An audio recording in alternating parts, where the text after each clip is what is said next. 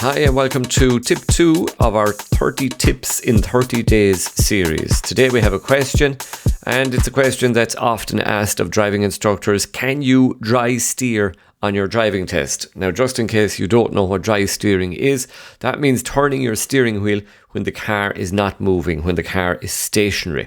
And if you want the quick answer, here it is.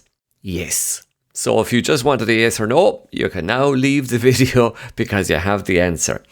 On a driving test, particularly with the turnabout in the road, is probably the most common place that people would dry steer. If the examiner takes you to a fairly narrow road where you feel you'd need to dry steer, the answer is yes, you can.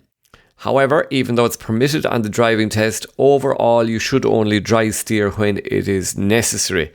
It's considered bad driving practice. It's hard on your steering rack and on your tyres, and if you were to do it regularly over time, it could lead to damaging your car. So for the test, yes.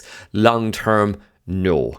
So there you go. That's today's tip on our 30 days of tips for the month of January 22. If you want more tips, go back through our videos. We have over 50 videos now on all driving test topics, or you can also check out our course at PassFirstTime.ie. If you are doing your driving test, the very best of luck with it, and remember to prepare properly, and you have every chance of passing it first time. Like and subscribe, ring the bell, and you'll get tomorrow's tip. You'll get a warning that it's on the way. We'll have another tip number 3 of our 30 days, coming up tomorrow.